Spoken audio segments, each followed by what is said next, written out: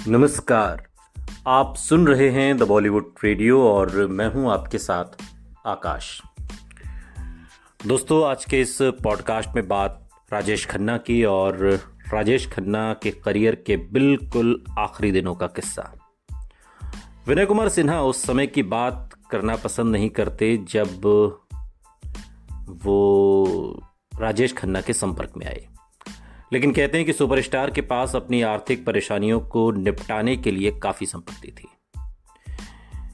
गफ्फार भाई मुझे अक्सर काका जी से मिलने को कहते मलाड के पास उस जमीन के लिए जिसके वो मालिक थे, सिन्हा कहते हैं।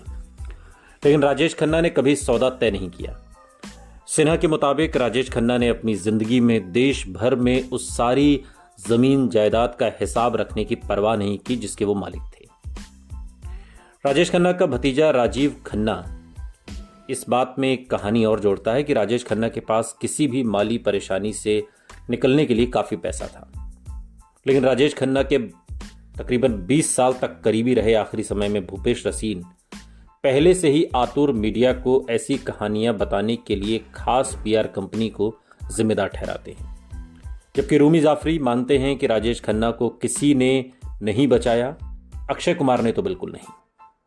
उनका ये कहना है कि रूमी जाफरी का कि अगर अक्षय कुमार, चूंकि उस ज़माने में सुपरस्टार थे, अक्षय कुमार सुपरहिट हीरो थे, लाखों करोड़ों रुपया कमा रहे थे, अगर वो चाहते तो एक झटके में राजेश खन्ना को इस परेशानी से उबार सकते थे। 1-1.5 करोड़ रुपया कोई बहुत बड़ी रकम अक्षय कुमार के लिए नहीं थी जो इनकम टैक्स का बकाया देना था। और जाफरी को जानकारी बाद में मिली कि राजेश खन्ना ने चेन्नई में 1 दशक पहले जमीन खरीदी थी। जमीन जो उन्होंने खरीदी थी उसको बेचा था और उसे बेचने पर मिली रकम 100 करोड़ रुपए से ऊपर थी, जिसने उन्हें मुसीबत से निकाल लिया। वो राजेश खन्ना की ज्यादातर मुसीबतों, आर्थिक या दूसरी के लिए उनकी इंतजाम करने की काबिलियत काफी न होने को मानते थे।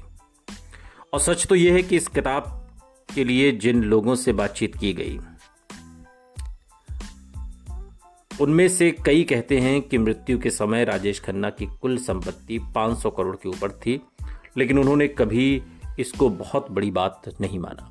तमाम इंटरव्यूज में ये बातें कही गई कि राजेश खन्ना के पास 500 करोड़ से ऊपर की संपत्ति है, लेकिन इसका आंकड़ा बहुत ऊपर तक जाता है। राजेश खन्ना का बंगला आशीर्वाद तकरीबन 1000 करोड़ की प्रॉपर्टी थी। बावजूद इसके अक्षय कुमार ने अपने ससुर राजेश खन्ना की कोई मदद नहीं की तब जब वो मुश्किलों में घिरे थे। एक और बात यहाँ पर जो महत्वपूर्ण है वो ये कि राजेश खन्ना के पास कितनी संपत्ति थी इसका उन्हें कोई हिसाब किताब ही नहीं था। कई जगहों पर उन्होंने अपनी प्रॉपर्टीज खरीदी थी, लेकिन इसका लेखा जोखा वो नहीं रख पाते थे। खैर, राजेश खन्ना आनंद, बावर्ची, अवतार के किरदारों और अब मध्यम पड़ गए सितारा होने के बीच झूलते रहे, जिसका नाम अभी भी एक तरह से जुनून पैदा कर सकता था। ऐसे दिन भी होते हैं जब इंटरनेट पर उनकी अचानक मृत्यु की अफवाहें फैल जाती थीं और उनके चाहने वाले सोशल मीडिया पर उन्हें भरपूर श्रद्धांजलि देते थे। एक बार नाराज राजेश खन्ना अपने पसंदीदा लुंगी कुर्ते में ही आशीर्वाद के गेट तक चले आए। हाथ में सिगरेट थी, जाम भी था, ताकि एक पत्रकार को साबित कर सके कि अफवाहों से उलट वो भी जिंदा हैं, ठीक ठाक हैं। जब उन्होंने हिंदी सिनेमा के सबसे बड़े सितारे होने के अनुरूप अलविदा के सपने को छोड़ दिया, तभी किस्मत ने उनका दरवाजा खटखटाया। अब इसे कर्म कहिए या खुदा का हाथ, लेकिन वो आदमी जिसने उनके प्रतिद्वंदी को उनके भीतर के कलाकार को दोबारा पाने में मदद की, आर बाल्की, वही आदमी राजेश खन्ना के पास एक ऐसा प्रस्ताव लेकर आया जिसे राजेश खन्ना इनकार नहीं कर सके। आर बाल्की ने अमिताभ बच्चन को फिल्म चीनी कम में उनका सबसे प्यारा किरदार दिया था। उसके बाद पुरस्कार पाने वाले पा का किरदार। अब उन्होंने राजेश खन्ना को हेवल पंखों के लिए एक विज्ञापन में लिया। राजेश खन्ना आखिरी बार कैमरे के सामने आए एक 45 सेकंड के विज्ञापन के लिए, जो इत्तेफाक से उनका पहला टीवी विज्ञापन था, जिसमें उन्होंने वो 45 साल दोबारा से जिए जब वो अभिनेता थे, और यही उनका अपने व्यवसाय को मीठा कड़वा आखिरी सलाम कहने का एक तरीका भी था। लेकिन ये विज्ञापन कैसा था, इस विज्ञापन के बनने की कहानी क्या थी, ये विज्ञापन बना कैसे, और वो भी तब जब राजेश खन्ना बहुत बीमार थे, ठीक से खड़े तक नहीं हो सकते थे।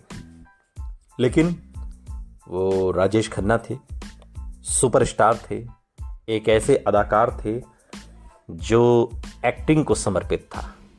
कैसे हुआ ये सब, आपको अगले पॉडकास्ट में सुनाएंगे। सुनते रहिए द बॉलीवुड रेडियो, सुनता है सारा इंडिया।